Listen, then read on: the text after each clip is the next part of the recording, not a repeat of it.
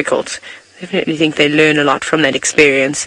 But it would be nice if they could stand up and just even go on a little bit of a walkabout. There isn't much game around here, unfortunately, so they're going to have to travel to try and find something to eat. Whether they're going to go off tonight, I'm not sure. But I mean, sitting here now, we could see them mate. We might wait another half an hour. We might wait another 45 minutes, an hour. I haven't seen these guys before mating, so it's a bit hard to tell you what the sort of intervals are. But we'll be able to establish that once, of course, we see them mate. But we'll stick with these lions for a little bit longer and see if they get up to anything exciting. Jamie has also got some lions, and they're not quite as tired as this fella is. They seem to be chomping on something in the last of the light. I'm sure that at some point they will be almost as tired as Tayla's lions, but we just wanted to show you as the sun goes down how gloriously the light has changed. No two sunsets ever alike. So we never get tired of appreciating them. Quick, over to Tayla. Look at this, look at this. Can you believe it? As I said goodbye to you, typical, up they get. Male jumped up first and sort of nudged heads. Here we go. He is beautiful. He is in the prime of his life, this fella. Might be able to hear them.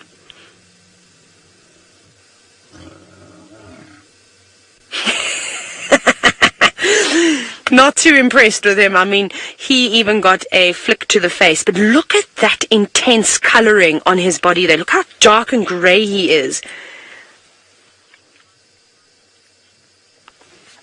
No, Israel, not Israel from Francis, Francis from Israel. You're wondering, why does male lion bite the female's head, basically the back of the neck? Well, so essentially that male has got a barbed penis, which is to help induce an copulation for a little bit longer.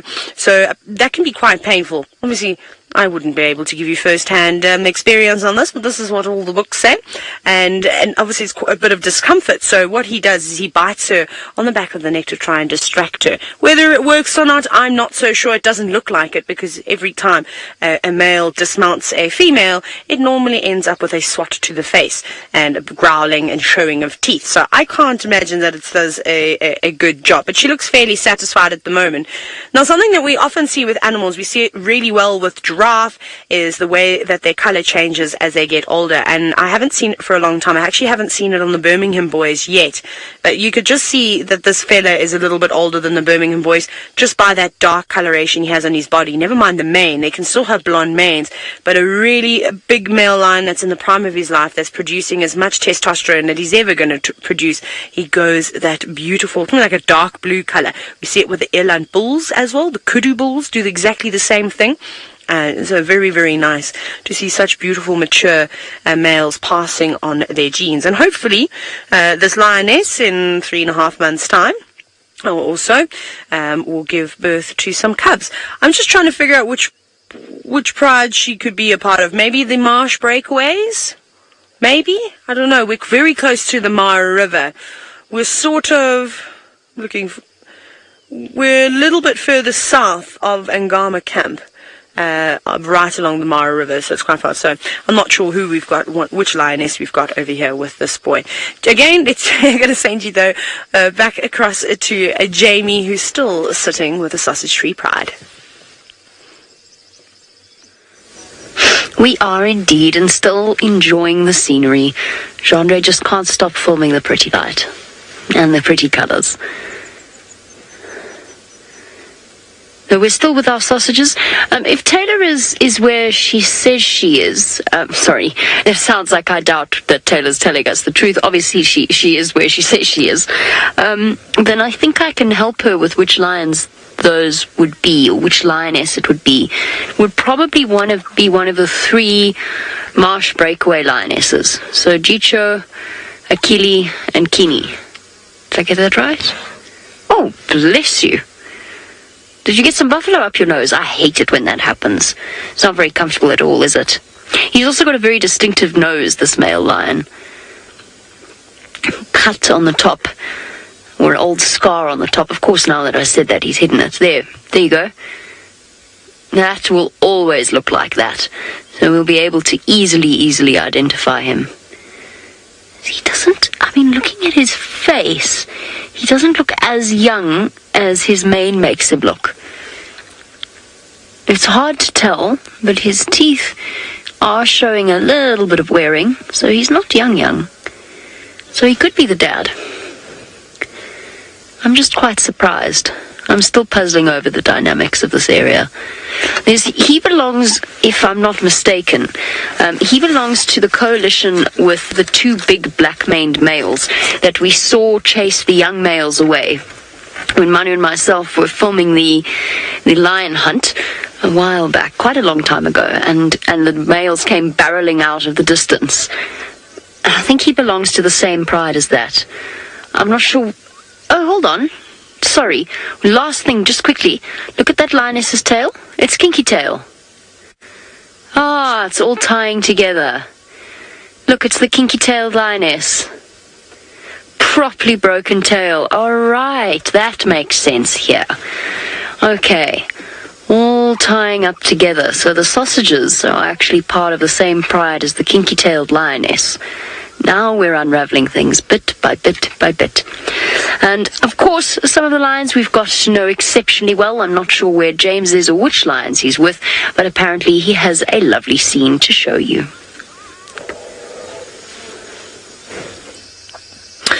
Well, I'm over here at the den site that Jamie found some time back of the pride.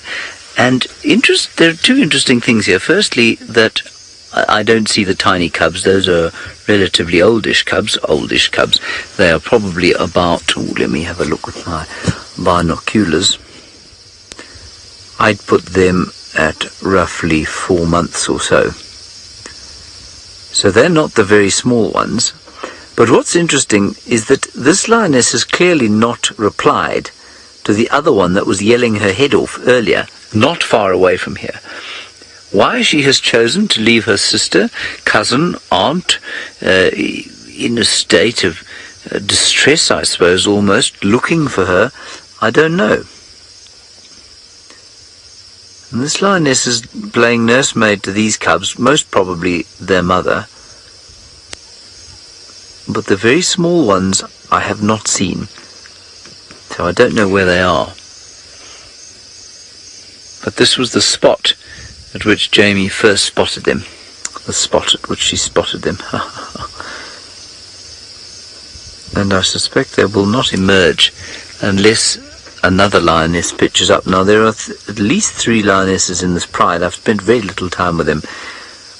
And it's quite possible that the other lioness is in here somewhere, feeding the little ones. You can see she's definitely lactating. Well, no, you can't see from your picture there, but I could see with my binoculars she's definitely lactating. She's feeding these youngsters, 3 of them.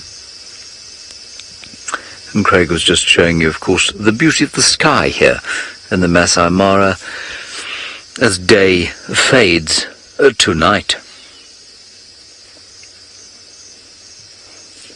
So we'll sit here a little bit longer, see if the other lioness doesn't pitch up.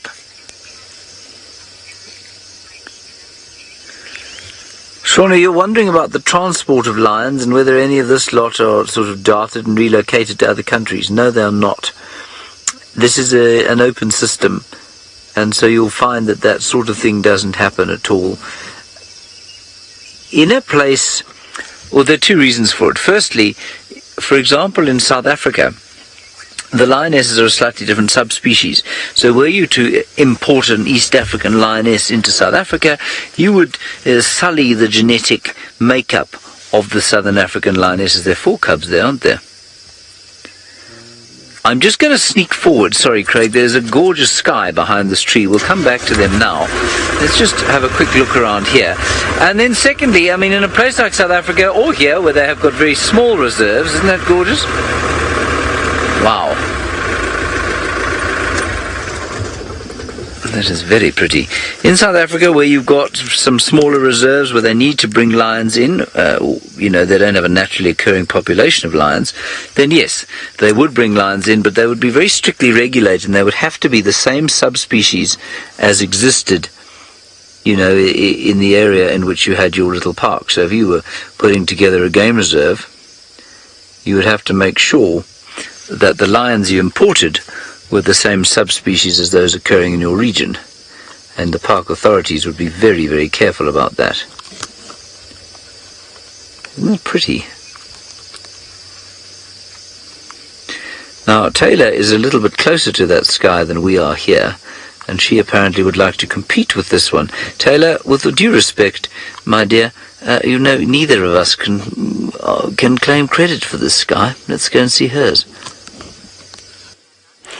It's so beautiful, James. I'm sure you've got a very similar shot to mine. I can't believe how quickly the sky just changed, though, and when we had that beautiful orange glow. But this is honestly out of this world. And I always wish that you guys were on the back, really with me on safari, sitting here, smelling all the different scents and hearing all the different sounds, and then, of course, seeing the beautiful sights. That would be a dream come true for me. Now, I must tell you, my face turned the color of the sky earlier this afternoon. You won't believe why, because Mr. James Hendry started following me on Instagram. OMG. So exciting. I just thought I'd tease James.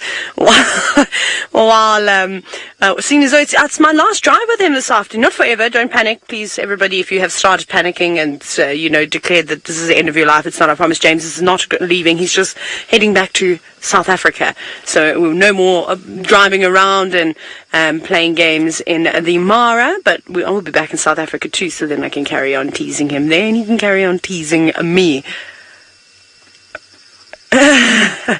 So Louise, who's one of the directors, says that it sounds like I've peaked in my Instagram career. I think you're quite right. I think that's exactly what's happened.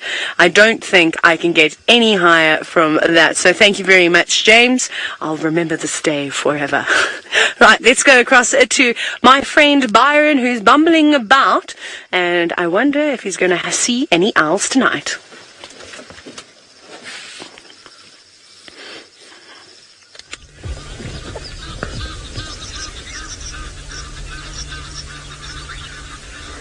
Oh, well, look what I found, everyone. We were driving around searching for leopards. We've come to Chitwa Dam, but we found a black-smith lapwing sitting on a nest. Now, a lot of viewers have asked in the past, where do they nest, and what do the nests look like?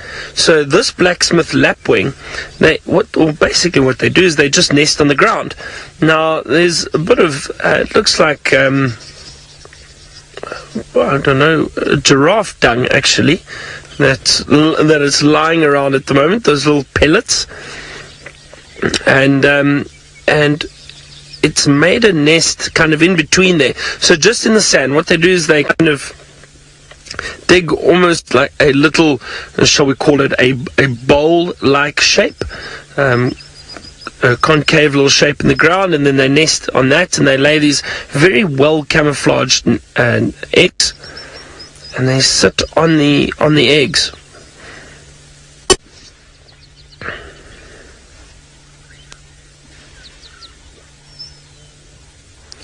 Now, I've got a question for our viewers, and if we'll look at that black-smith lapwing again, but if you notice, it's got a very red eye.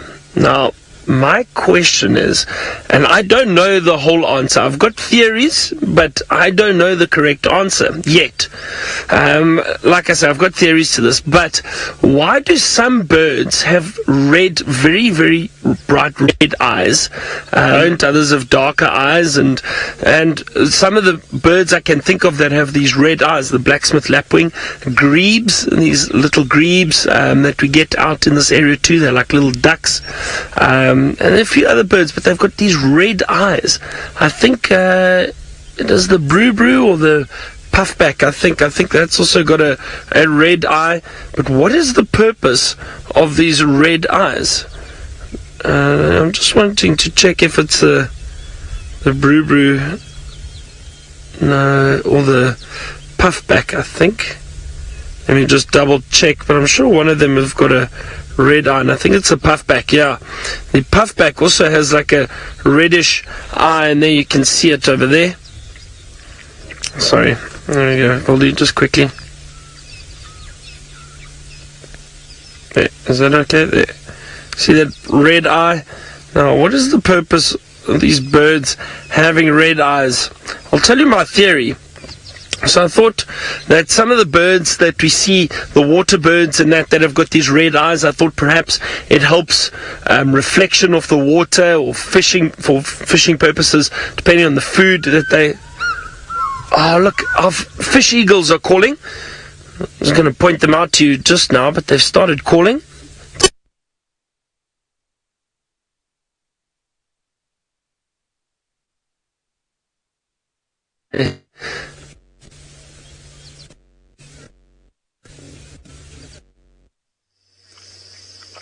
Oh my goodness, we've crash cut. Here we are, sitting with our lions, still waiting, no developments at all. I am sorry for the crash cut away from Byron, I think it was. He was asking you a question that I couldn't possibly understand or know the answer to. Anyway, I think we're going to give these lions another 5 minutes or so. They're too far away for the infrared lights to reach them, and so it will be pointless once we've lost ambient light. Then we'll go off and see if we can't find that other lioness, and see if she's found a further lioness of the Olololo pride, and if perhaps this nursemaid is just alone here, and that's why we haven't heard her calling towards the others. She keeps looking around. She doesn't look particularly easy. Almost like she's expecting a friend to come popping through the bushes there, or that she's hearing things in the bush and is slightly worried about it. Or perhaps she can hear the other lioness calling in the distance, so far away that we can't hear it. It just would be so very nice to establish whether those brand new little things are still alive and where they are. The only way we'll do that, I'm afraid, is if their mum comes back and decides to feed them.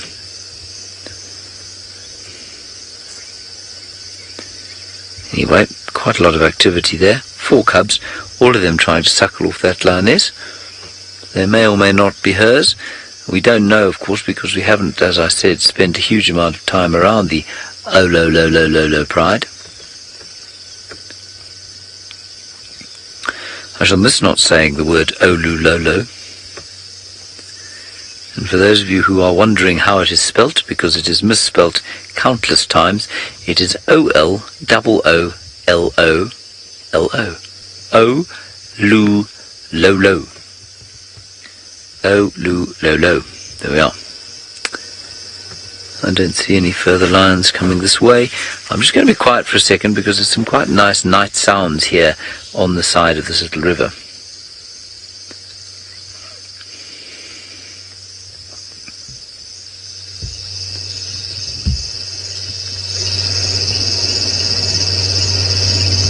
Yeah, a few crickets. 1 or 2 birds calling their last. In fact, it's mostly insect sound. But only that insect sound that comes around lush, fertile areas and makes you think of, I think, exuberant nature. I know that's exactly what Craig was thinking, weren't you, Craig? Exuberant nature. You use the word exuberant a lot in general conversation.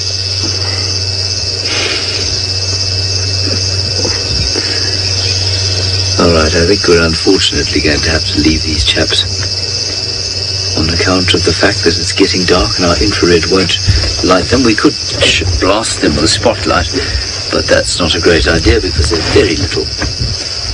Now Jamie has managed to get within range of the infrared lights for her lions, and so we'll pop across to them and see what they look like in black and white.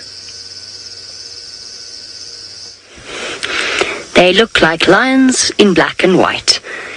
And we have indeed managed to get close enough that they are within range of our infrared lights. This, of course, means that we can sit and observe them without having to use any kind of light shining on them. So they can't see, for our new viewers, they can't see the lights that are on.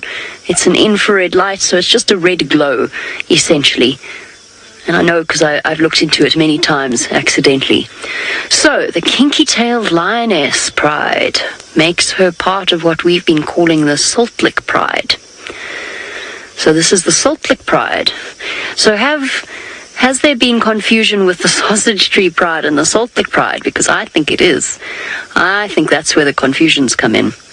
So we've spoken about, let me try and explain this clearly for new viewers. Obviously, we only arrived a few months ago, and naturally people have different names for different prides. And so we were on the receiving end of quite a lot of confusing, different information. When we first arrived, we were told that the sausage tree pride consisted of, I think they said it was 7 lionesses. Obviously, we've got the 2 lionesses and their 4 cubs next to the Angamas, back towards the escarpment. And then there was this pride that we've been calling the sausages when they are close to the escarpment, and the salt lick pride when they are close to the salt lick. I think it's safe to say we should call them the salt lick pride. There's the kinky-tailed lioness on the left. She's pretty much unmistakable with that. That was obviously a very bad break at some point when she was younger. It's healed up perfectly, but she will forever she'll forever have a kinky tail. It's actually really cool. Very, very clear. And when you speak to the rangers, I did have an entertaining conversation with them, and they told me that the kinky tail lioness is a killer. I mean, all lionesses have to hunt, but she's earned a reputation as being quite the ferocious huntress. I'm going to settle here and wait for these lions. Perhaps they'll give us a roar as night closes in. Let's go across to Byron, who's got some hippopotamus who are unhappy with each other.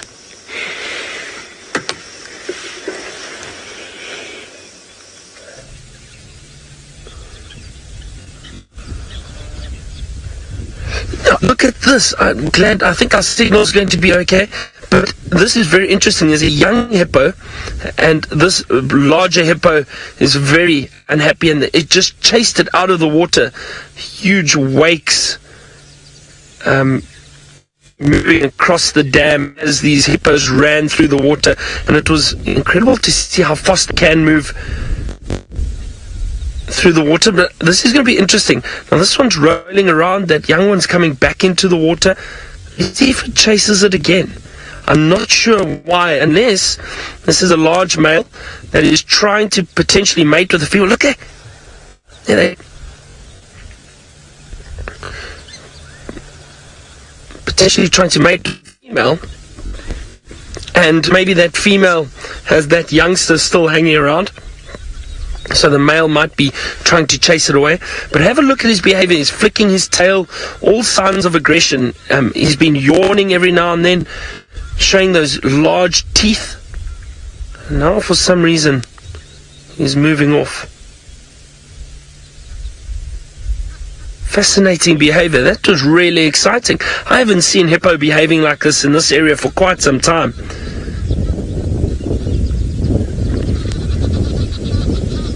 And it's always interesting to see these large animals fighting. There's a lot of it displaying. Let's see if it... That's the bottom left-hand side of the screen now. Again. If he's going to chop that youngster.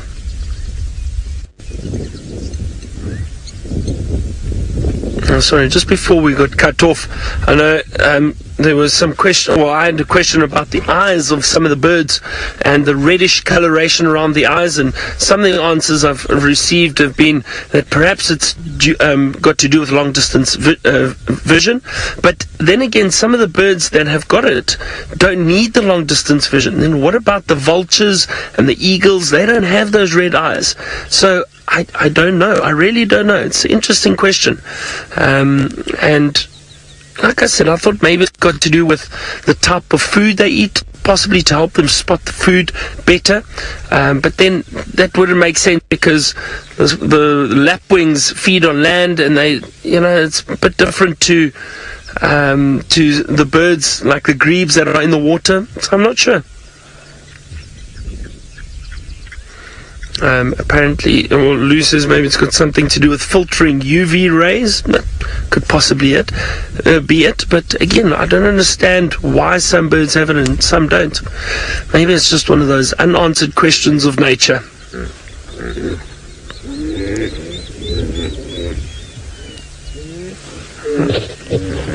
The fish eagles that are sitting off to our left are still perched up at the top there. Beautiful light on them now.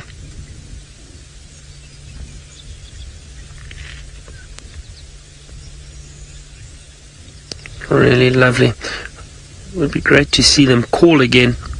They only called once for us, which I think some of you heard.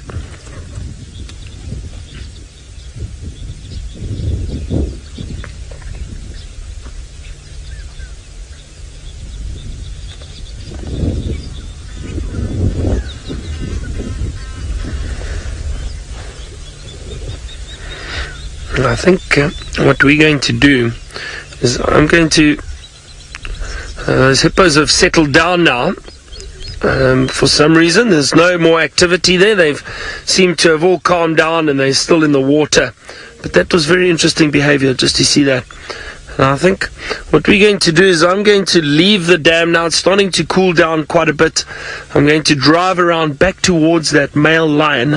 Hopefully he's still there. I think he will be. I'm going to sit with him for a while because it is cooler. Maybe we're lucky and we get some calling or male activity. Maybe the male roars for us. That would be great. So let's go across now to Jamie all the way in the Mara and find out what her lions are busy doing at the moment. Our lions are busy disrupting the flies that were on the carcass. Obviously, with all the movement, they're now fluttering about as night falls. Typically, they'll go and they'll sleep on the various blades of grass around the area that we're in. Lionesses have finally had their chance to go and tuck into the meal now that the boys have moved on with their full bellies and gone to go and lie down. It means that the lionesses have their chance to feed properly and tuck in. It's typically a lioness's lot in life. If there are males around a kill, if they've just made a kill, they will fight for their place and they will manage to eat a little bit in the beginning. But most of the time, the males will actually sort of shove the females away until they've eaten their fill. And it's only when they've properly gorged themselves that they'll let the lionesses feed. Obviously, that doesn't always happen. Sometimes you get the males sharing, particularly with a large kill. But the standard seems to be. And what's been interesting to watch with the lionesses of the Mara while we've been following them at night, and I saw it on the other side of the river with the notch boys, and I've seen it on this side of the river as well, is the deception game that the lionesses play. So in the chaos of the hunt, obviously everybody sort of separates, and it becomes tricky, especially when the migration is around, it becomes tricky to see exactly where the lionesses have killed. And I've seen them pretend that they haven't. And they don't go straight to the carcass. Instead, they sort of move away. They distract the males. Sometimes they growl at the males a little bit. They move away from the kill. And they wait to see whether or not the males are going to move off. And sometimes it works. With the notch boys, that one night that I'm thinking of, they actually did. The males moved off, as males do at night, especially because they're often patrolling their territories. The males moved off, and it was a good, I would say, 45 minutes to an hour before the lionesses went, collected the cubs, and took them to where they'd hidden the dead zebra that they'd managed to kill. Well, hidden is perhaps the wrong word, but where the dead zebra was, which was quite a long way away from where they were. And unfortunately for them, it didn't work. As soon as they started to feed, obviously the male lions picked up on the sound, and they came running back in and chased them off the zebra kill. And ultimately, the lionesses didn't get to eat much at all that night. But it was fascinating to watch that deception game that they play. Obviously, it doesn't always work, and sometimes, of course, it's very useful for the lionesses to have the males around, particularly when, what has she got there on the left? Oh, it's just the pelvis. I thought she was going to walk away with a bit of it. And typically, when they take down larger prey like a buffalo, it does help them to have the males involved. That little bit of extra strength and weight is useful in those situations, and also stops them from being injured. And at the same time, depending on the size of the pride, a male lion acts as an excellent hyena deterrent. So we're sitting here in the middle on the boundary between the Happy Zebra clan and the North Clan, Hyena clan's territories. So it'll be interesting to see if they will come through. Dan, yes, absolutely. Lions will physically fight for a meal. A lion's dinner table is a very messy, very impolite business. They growl at each other, they snarl at each other, sometimes they snap at each other, and everybody has to sort of push and shove for their place at the carcass. And naturally, some positions are more prized than others, because if you happen to be the lion that gets to the belly of the animal, that's going to be where the most nutritious parts lie, because once the stomach contents are removed, they have access to the liver, the kidneys, the heart, and the lungs, and that's the part that they will be after. So yes, lions do fight. It tends to calm down. It depends on how hungry they are, and it tends to calm down in a situation like this, where you've got a large carcass and there's plenty to go around and the lions are actually quite full. Then it becomes a much more peaceful thing, although you'll still hear a growl and a rumble every now and again when somebody encroaches on somebody else's space. Oh, flies are buzzing. So yes, and even the little cubs have to fight for their place at the kill.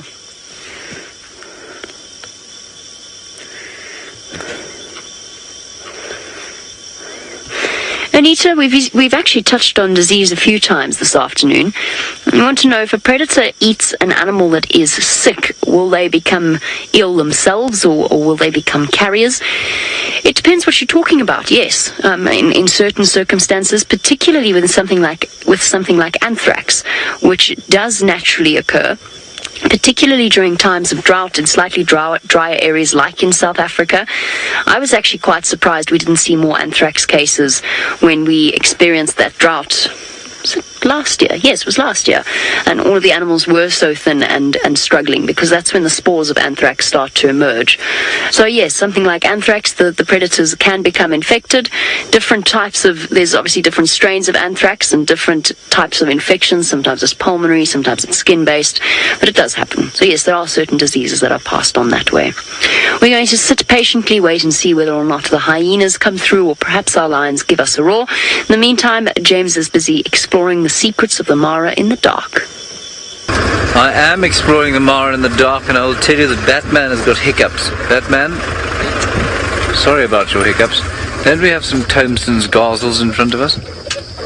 Yeah, we are. A male Thomson's Gazelle in infrared. We've lost the lioness, who came wandering this way. She's not around here. Many or much in the way of antelope and gazelles, a couple of zebra, topi around these clearings, but no female lion. Aren't they funny little things, these gazelles? You can't believe that something so delicate could survive in an area like this, but they do. Kobear, you want to know what the fastest antelope in the Mara is. Well, we are told that the fastest antelope, not only in the Mara, but quite possibly in all of Africa, and indeed almost the world, I think the pronghorn might be slightly quicker, is the topi. The topi is a very, very fast animal indeed, able to run at 568 kilometers per hour, which is about 300 miles an hour. It's quite something to watch, actually, when they're running. All you see is a sort of blur as they speed across the plains. Obviously, they don't run anything like that fast, but they can probably reach up to about 80 kilometers per hour, which is about 50 miles an hour, which is pretty quick. Now, somebody else deeply fast and, on the mission to be somewhere is Tayla McCurdy, and she wants to tell you now where it is that she's going. Where am I going? I don't know where I'm going. Wherever this road takes me, I suppose. Now, and hopefully this road is going to take us towards the serval, because Sebastian's just said to me he's never seen a serval before. He said he's seen one, you know, back in the day in a zoo, but we don't ever count that. He said he's quite excited to see a serval around here, and you know all the amazing sightings we've had. They're so relaxed. So what we're doing is we're actually trying to move out of this non-off-roading area, eventually back to the escarpment. I just want to go a little bit further southwest and then come around, because there's a couple of them around here that are very relaxed, and if we can follow one, that'll be amazing. And they're incredible creatures, and we are very lucky to see serval. Unfortunately, obviously we talk about poaching often. We don't often talk about the animal skin trade, which is very, very real, and serval have been sent all over the world for their beautiful skins, also as exotic pets, interestingly enough, which is very sad because they do belong in the wild, and I would hate to see one not living out where it should be. There's something there. Who have we got staring at us? Is it an antelope or is it a hyena? Hyena. I see eyes glowing back at me. Okay, we're going to go into infrared now. I think it's an antelope. Who have we got? There we go. Oh, look at all that. Look what that's revealed. Dust and also a couple of little bugs and things moving around. It was somewhere in there. There we go. It's a buck, says Sebastian. Is it an oribi or reedbuck? It's probably a reedbuck in this particular area. Just going to sit down and hide away from us now. That was quite cool to see. Look at all the dust. So that's what's going on my face and my hair. I have to wash my hair every single day. It's quite terrible. I'm glad that it's dust though and not all the midges. You should have seen probably about 10 minutes ago. They were swarming around us, which was horrific. But very cool though. Okay, let's find the serval.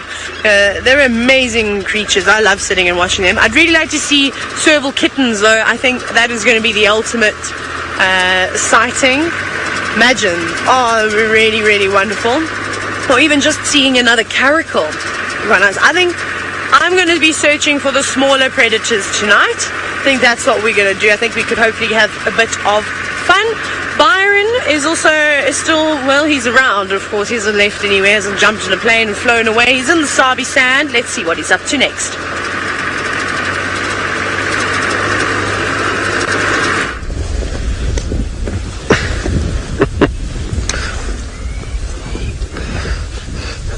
I'm still down here, Tayla. Yes, I haven't left the Sabi sands. And we've returned back to this male lion.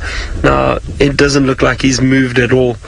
But I'm hoping, now with the temperature dropping, and the sun has just set behind us, so perhaps this male does decide to wake up, and who knows, if maybe we're lucky, maybe a territorial call or two. That would be nice. So I'm going to sit here and spend some time with him. Doesn't sound like anyone's had much luck with leopards this afternoon. Not like this morning. It's so funny that the leopards disappeared. But you never know. They could also start popping out at any moment. The other day we were sitting here and these lions were around, and the next thing that big male leopard appeared. Tangana, he did arrive back here. So, who knows, he could still be in this area. As I say, the temperature has dropped quite a bit. I've just put another jacket on.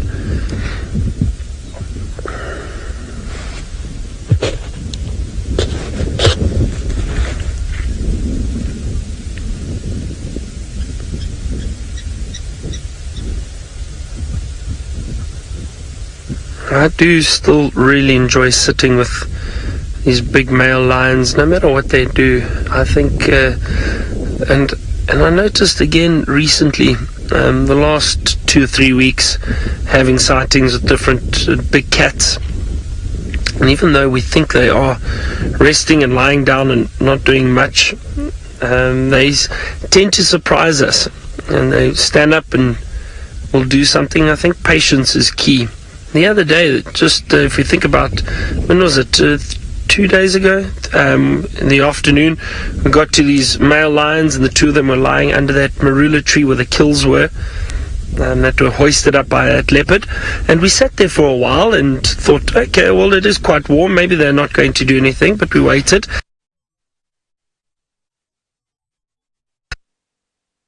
Great sighting. It just shows you never know. You can never be 100% sure of when these animals are going to do anything. Best is to just sit and wait.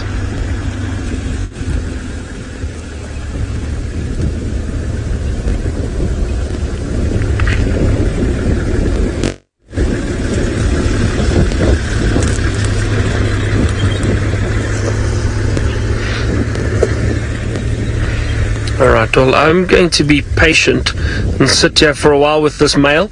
Let's head across to Jamie now, and she's still sitting with those feeding lions. I am indeed, and the temperature is dropping here as well in the Masai Mara. And the best part, of course, is the change in wind direction, which I think Genre and myself really appreciate.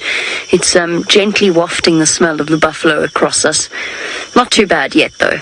It is a fresh kill, which means that it doesn't smell too unpleasant. It smells like meat and grass on the stomach contents. So not too overpowering at this present moment. Ah, it's good to see these ladies looking so well fed.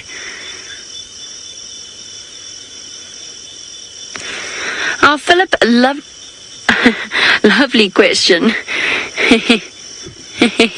Philip, on the subject of the worst smell we've ever encountered in the Mara. When I first started in the Mara, at the bridge that goes over a little tributary, back that way, actually, that's a dung beetle, that's okay. Goodbye. No, go away. I know that it's been sitting on the carcass, so I don't really want it around us. So the worst smell I've ever smelt was there was a dead hippopotamus inside this particular tributary in the water, and the hyenas were all climbing in and they were feeding off it, but it had been there for about 2 days before they managed to get it properly open, or at least a day, but either way the gases had built up and it had expanded massively around its abdomen. And we were sitting with us and then another group of tourists who were sitting watching, and the hyena broke open the stomach and it just went psh, and I knew the smell was coming, and I watched the people, because the way that the wind was blowing, it hit them in waves and they sort of collapsed. Ooh, growly over food.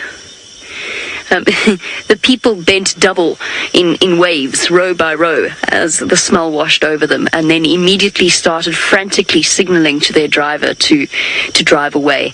And he was cackling with laughter. He thought it was the funniest thing ever.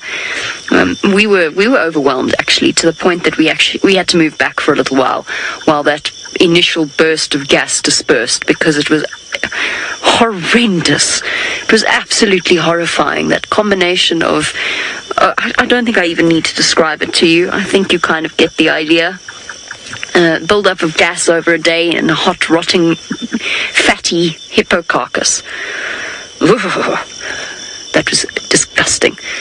Hugely. I mean, and I would say that we're relatively used to dealing with smell, and typically smell doesn't bother us that much.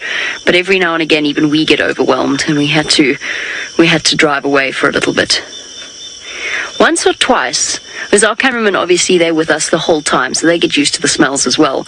But once or twice, I've been begged by desperate cameramen to move around or to move away. This isn't too bad. This is not nearly even vaguely in the same league. Oof, it's disgusting. So that's the worst smell I've experienced in the Mara so far. The second worst was during the migration when driving over Purungut Bridge. Now at Purungut, it's a sort of a collection point there's a whole load of rock. They built the bridge there for a reason.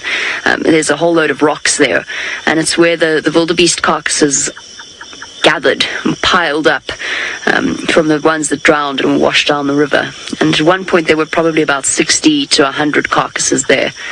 And that was the second worst smell I've smelt in the Mara. It was overwhelming. It was very, very smelly. Vultures had a field day. So did the marabou storks there. Genre, worst smells? James. Okay. If you say so. I'm sure he'll be deeply saddened to hear that.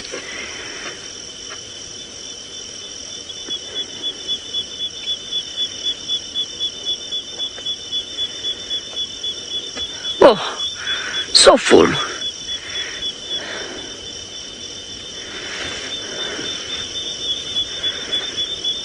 Nak, you want to know what the bird's singing is? At the moment, I can only hear the crickets, which is that high-pitched, repetitive sound. I'm trying to think if I can hear frogs. No, I can only hear crickets tonight. We're quite far away from large bodies of water, so there's no frogs around us. But that's the crickets that you can hear. While we sit here, we might hear some of the nightjars. So one of the ones that we hear quite often around our camp. No, flies, please don't land on my face. I know where you've been. The freckled nightjar has got one of my favorite calls. It's a sort of a... It's one of my absolute best. Then the nightjars, the square-tailed nightjars also make a great deal of noise into the night. But I haven't heard any yet. But if I do, and you might also, I did hear earlier, I heard a black-bellied bustard whistling. It stopped now, but that might have been what you were hearing, that sort of whistle and then a pop at the end. Okay, well, you've heard from us, of course, but we are not the only people out here, and our crew is out day and night exploring the Masai Mara. Let's go and find out what Tayla's found to be the most overwhelming smell so far.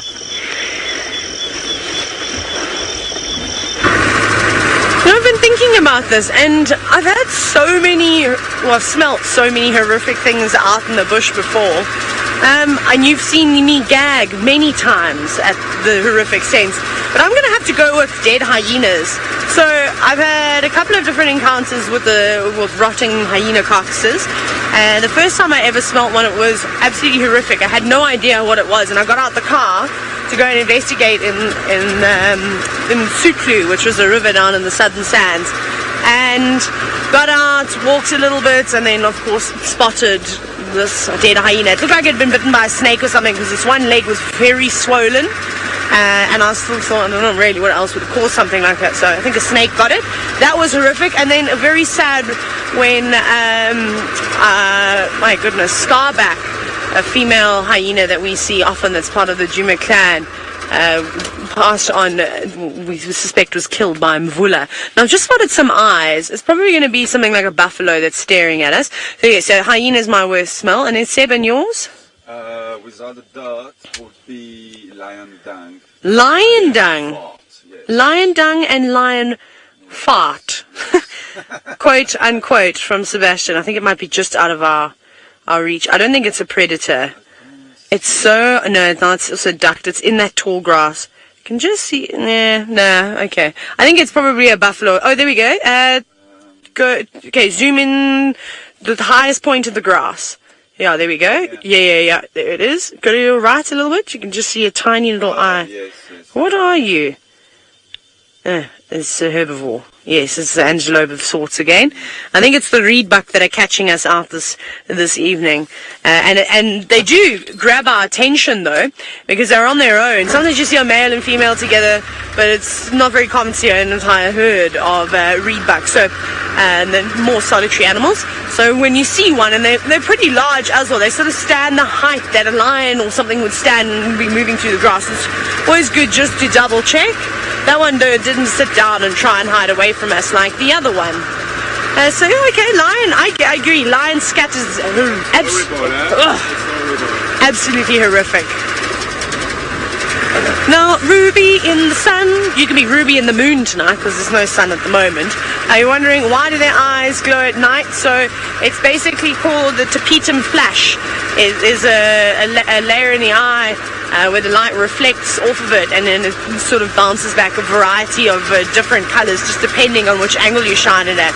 And that's one of the things that we will use to try and find the animals. But what I really like is how far along we've sort of come with technology in terms of being less intrusive with the animals, because to an extent, I mean, the animals get very used to the vehicles and the sounds that they make, and it becomes a part of their life. But this artificial light, I don't think you can really get too used to it.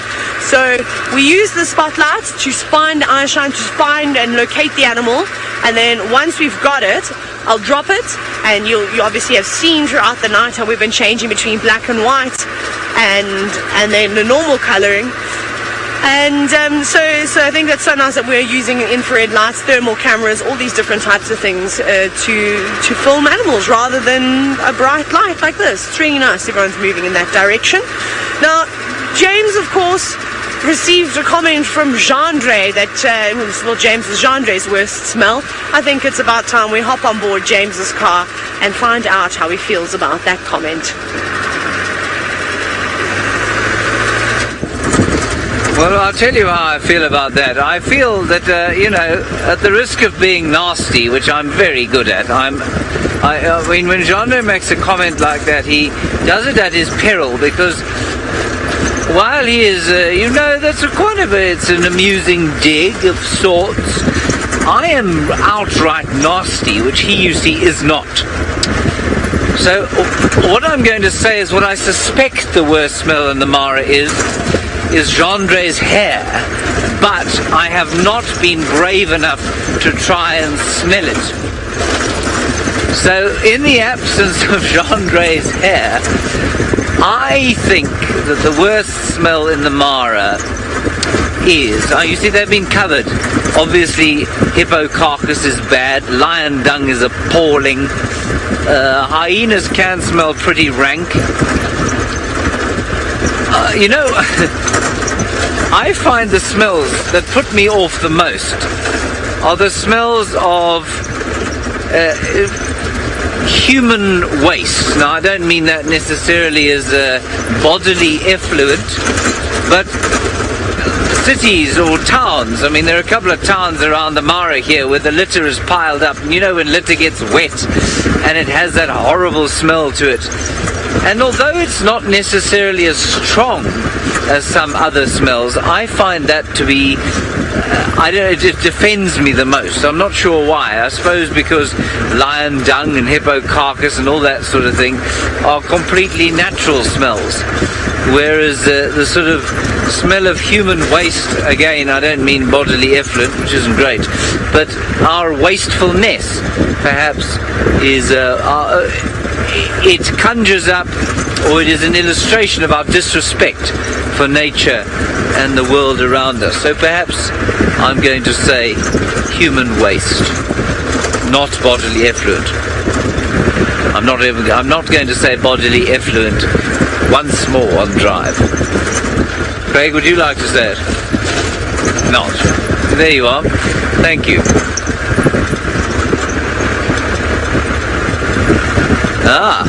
Now apparently Byron is not going to be talking about bodily effluent or anything else disgusting. He's going to be showing you something beautiful. Wonderful, magnificent male lion has set up for us, and we can see that beautiful mane. So his head is up at the moment. I always say this is often a sign that he may decide to get a bit active, he may decide to move around, but you never really know. You can never be sure. So, but we'll see. I'm hoping that this lion still decides to call for us. Oh, a yawn.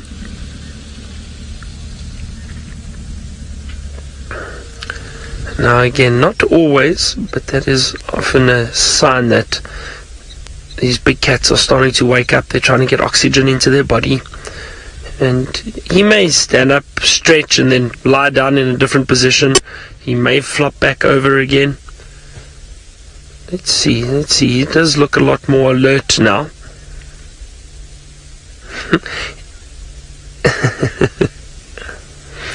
You might be seeing a few flashes at the moment. Don't forget, there are obviously a lot of tourists out here at the moment, and which is great. So they're getting to enjoy these sightings firsthand. They are from various lodges in the area.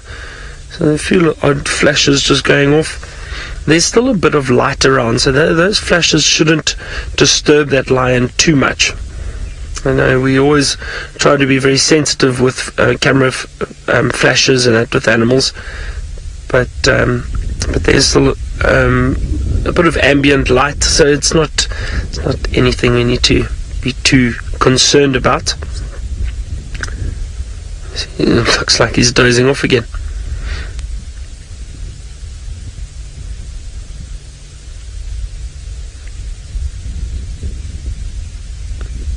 Now I think this male will start waking up and possibly move around.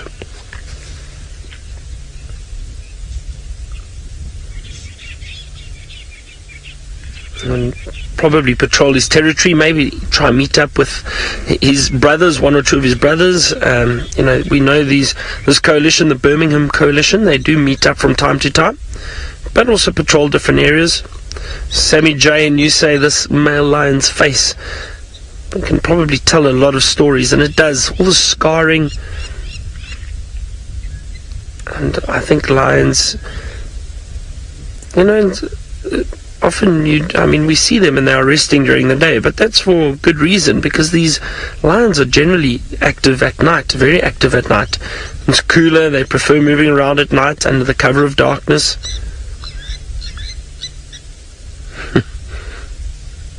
Looks like he's struggling to keep his head up.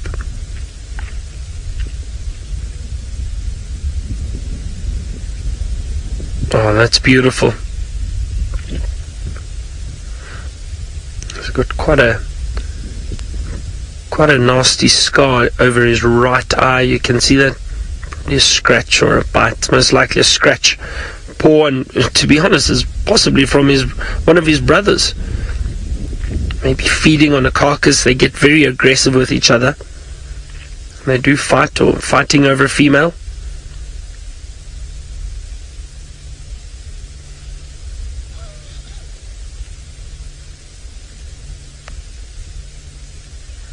Now all we need and all we really want is a wonderful roar from this male lion. Mark, oh, listen, have a look there.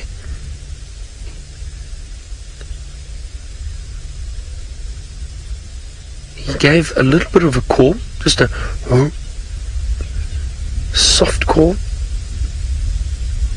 If he did that on cue, I would have been very impressed with myself.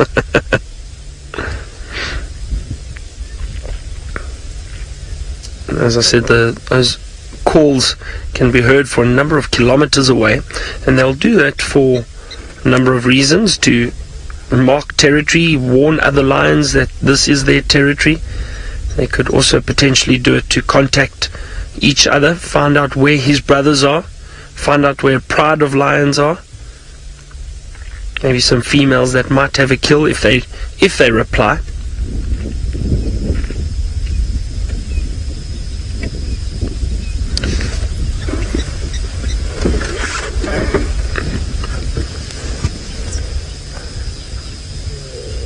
Another yawn. Listen here, everyone. A very soft call.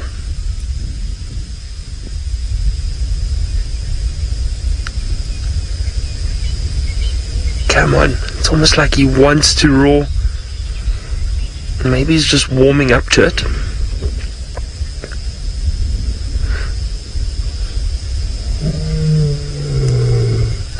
Okay, let's listen.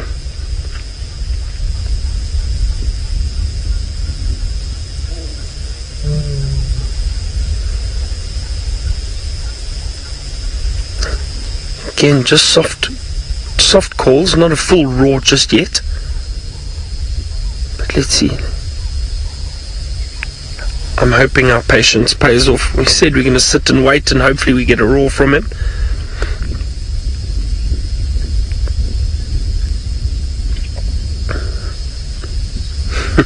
He's just teasing us at the moment.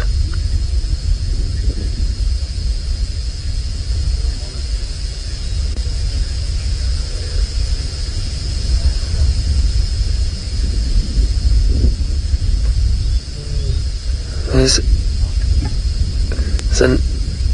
another little, just almost like contact calls, not full roars at all.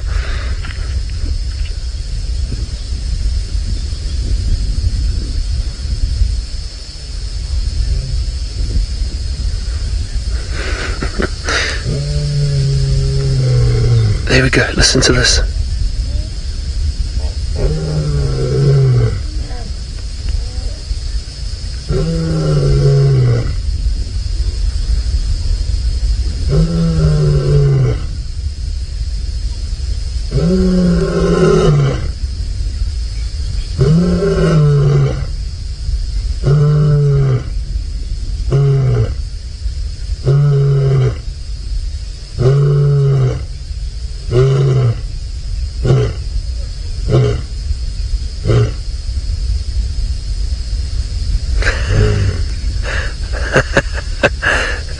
That is what we wanted.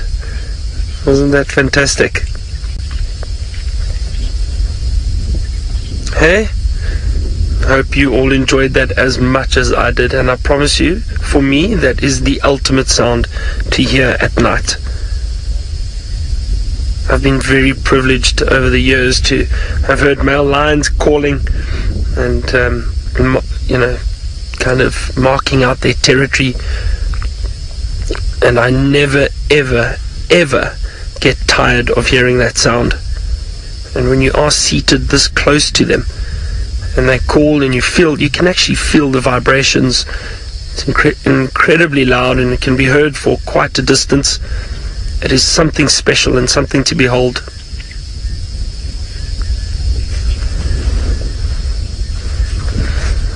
Alright, well, let's go across to Jamie now, who's got the females in the Mara, female lions that are busy feeding on a carcass.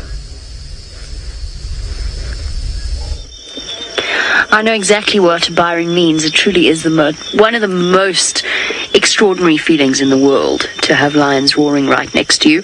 It's sort of what I've been hoping with these guys, especially since the male is around. Whoopsie, there goes my spotlight. Two of the moth in my face. Two of the males are not in this particular group. So somewhere around here, there's the other two males belonging to his coalition. What are you looking at, girl? Don't you think about it. We've had, with this pride in particular, we've had them walk up to the vehicle and want to chew the tires before at night. So I'm keeping quite a close eye on them. And she's looking at you, Chandra. Decided dessert, perhaps. I just want to see what the others are doing. You behave yourself, madam. There we go. Just lost interest in us.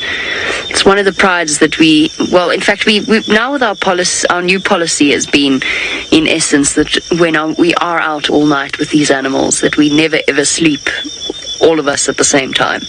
So one of us will always be awake and keeping an eye on them, because they do get curious. We always talk about how the lions are different creatures at night, and they are. And they do get curious. I don't think there's any I really honestly don't think there's a desire to attack us or to see us as food. That of course could change, but mostly it's just curiosity, and it's just them coming up to us to have a look. And this pride has done it before. So have the Egyptian goose pride. I've never had the sausage females do it though. I've had the cubs do it, but never the sausage tree females. Hey girl. Yes, you're a youngster. By the looks of things. The insects are having a marvelous time in the car with us. They're just loving the presenter light. Whew, no, out of here.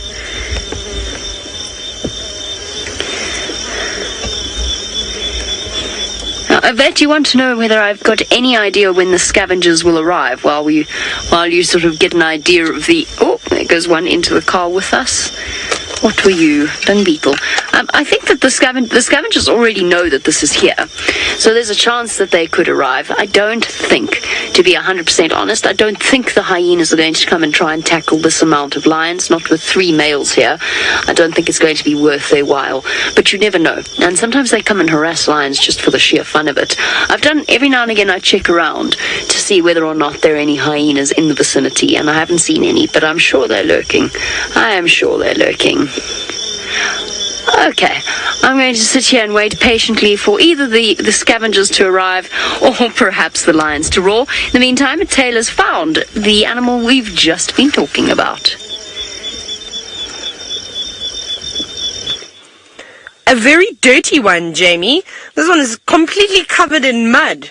Look at it. So maybe it is just cooling down, saving up some energy, and it'll be on its way to start its evening, although those eyes are looking very, very heavy. We're at an area where there is a den. It's a clan of hyenas.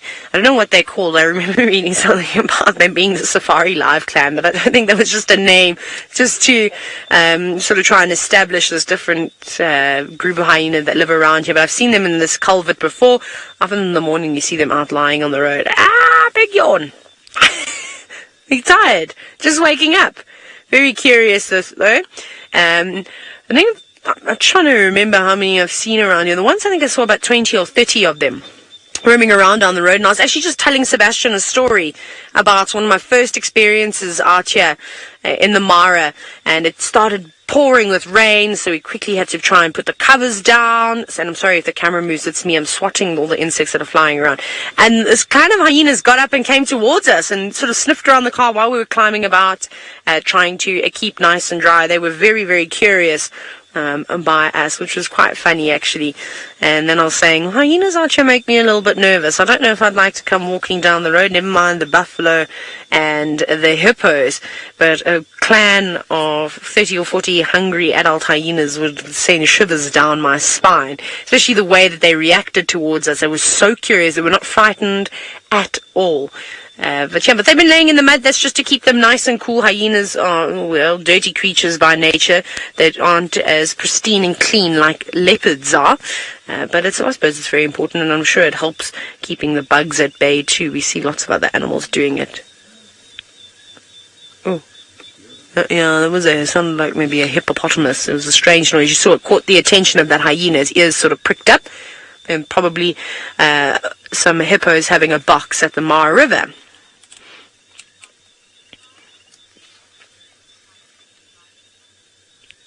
Now, Philip, you're wondering if it's just the spotted hyenas or if you have the odd sighting of a striped or brown hyena. Well, Brent was telling me stories of that he's actually seen striped hyena. I can't remember where, about somewhere in the Mara. I haven't, though. The spotted hyenas are most certainly the more common ones, and they have taken over this area. What have you got on the side of you? A piece of grass? Because trying to pull it out. What is that? This is annoying you. It must be, because you're biting it. But, you see a lot of brown hyena. I saw so many when I was down in the Eastern Cape of South Africa. They're such beautiful creatures. Different looking, look like shaggy German shepherds. But the spotted hyenas definitely take the cake in terms of having such a high presence. But we'll have to ask Brent. Maybe you can ask him tomorrow morning. He'll be on Game Drive. And ask him whereabouts he saw those striped hyenas. I can't exactly remember what he said, so I don't want to sort of make it up. Oh, you're doing big yawn. Now they've disappeared out of sight. How fitting. Not ready to carry on with their day, but that's okay. They're going to carry on laying there. It's a nice, good spot, and I'm sure when they feel on the hungry side, they will head out and go and scavenge something, maybe head towards where Jamie is. Now, of course, James is on his way home. I can see flickers of his light every now and then. Let's jump on board with him as he has his last drive back up towards the escarpment. Well, we've stopped driving because we lost signal. What I wanted to do was sort of stop under that tree that we're looking at there and then look down into the black void of the Masai Mara, which is not a black void during the day, of course. Just beyond the tree, Craig, if you don't mind. Just beyond the tree, Craig, if you don't mind. You know the light that you were looking at there? That's it. That is Angama Mara, where we live. Glistening there, and if we go to the right we will of course see Alice waving at us. Wave, Alice. Say hello.